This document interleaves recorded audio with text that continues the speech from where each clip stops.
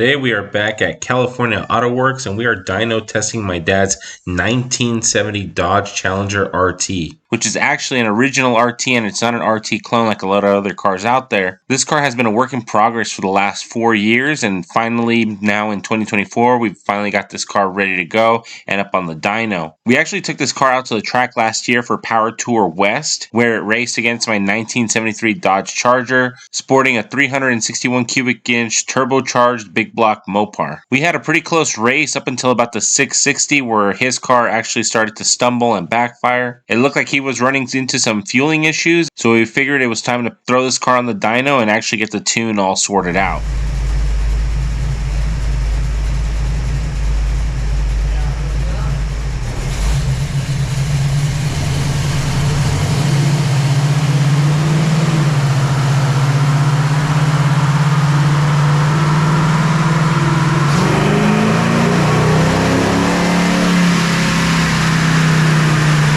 Alright, we've got our first baseline runs in. Before we get started, I want you guys to guess how much horsepower this engine made on its baseline run. A little background information on this motor. This is a 440 cubic inch big block Mopar naturally aspirated 750 mechanical secondary Proform carburetor that is sitting on top of an aluminum dual plane intake, 100% factory valve train except for the camshaft. The bottom end is 100% stock, and the only other upgrade on this motor is 1 7/8" long tube headers, running out to a dual exhaust chambered mufflers with an xpipe. From the factory, this engine produced 375 horsepower at the flywheel that was with no accessories on an engine dyno. Right now, the engine has full accessories minus the air cleaner, running through a 727 automatic transmission, a Mopar 8 3/4 rear axle, 223 rear gears, and 275 65 15 street tires. Okay, so moment of truth. If you guys guess 245 horsepower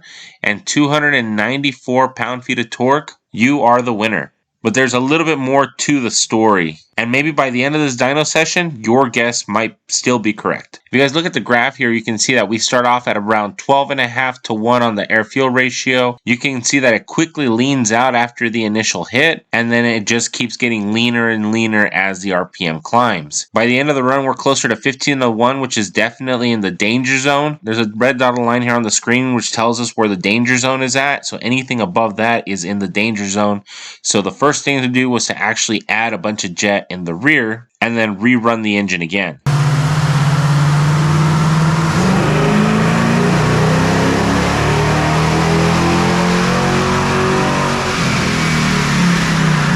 After adding about 6 jets in the rear, we went ahead and ran the dyno again. This time the engine made 254 horsepower, but torque stayed about the same at 290 pound-feet of torque. However, we were able to continue that curve out further, about a 1000 RPM, which is really, really good. And the numbers don't really tell the whole story. If you guys see right here in the mid-range, the engine actually picked up power from about 3900 all the way out to redline. I added another set of numbers here on the screen, and we are looking at average power. So the average power on the first run was about 210 horsepower. Average power on the second run was 212, which means that on average throughout the entire curve it picked up 2 horsepower, which is always good. Average torque jumped up from 235 on average to 240. So even though the max torque number actually dropped, the average torque number actually went up. So we know that we're definitely heading in the right direction. If you look at the air fuel chart, you can see that we did track a little bit richer all the way across, but not rich enough. So the next thing we're going to go ahead and try is we're going to drill out the power valve restrictor channels so we can balance out the front and the rear and see if we can get that air fuel ratio to balance itself out a little bit better.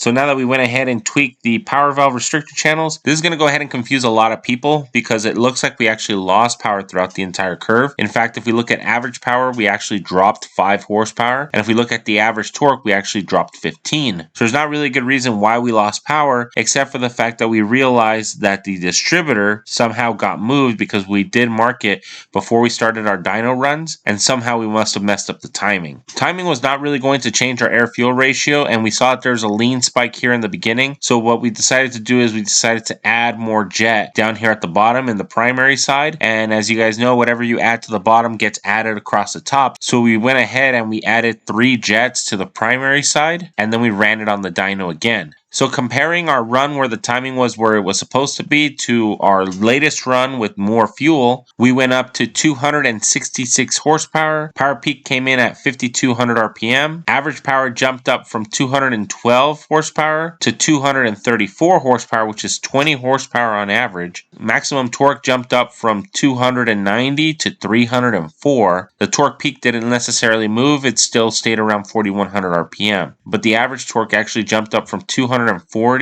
to 273, which is 33 pound-feet of torque on average. If you guys look at our AFR charts, you guys are going to see that we are in the safe range, and now we can go ahead and start adding timing.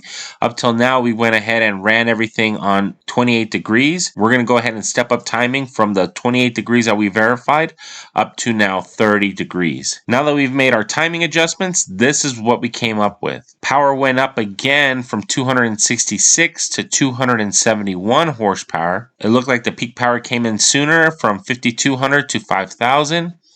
Average power jumped up from 243 to 240, which is some pretty good gains right there. Our torque values are 304 up to 311. Our torque peak came in sooner at about 3,900 RPM. But it looked like our average torque actually dropped down a little bit from 273 to 268. And if we go ahead and look at the chart, we can see that down here around 3,500 RPM, we're actually making less torque. But anything after 3,500, we're making more torque. So we're not going to be worrying about that too much. If we look at our air-fuel ratio, everything is still right around where we were before. So we're going to go ahead and add another 2 degrees of timing.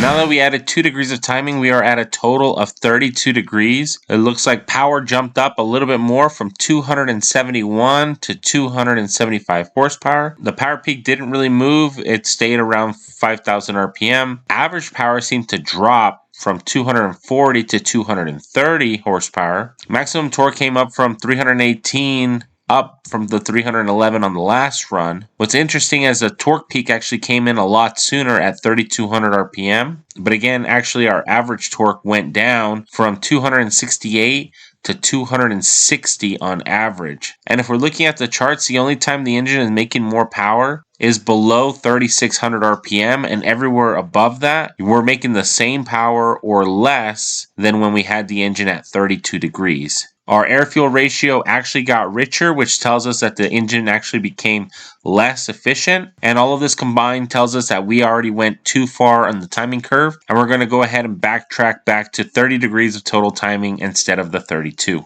Comparing our baseline to our final numbers, this is what we have. Our baseline was 245 horsepower at 5,000 RPM. That went up to 271 horsepower at 5,000 RPM.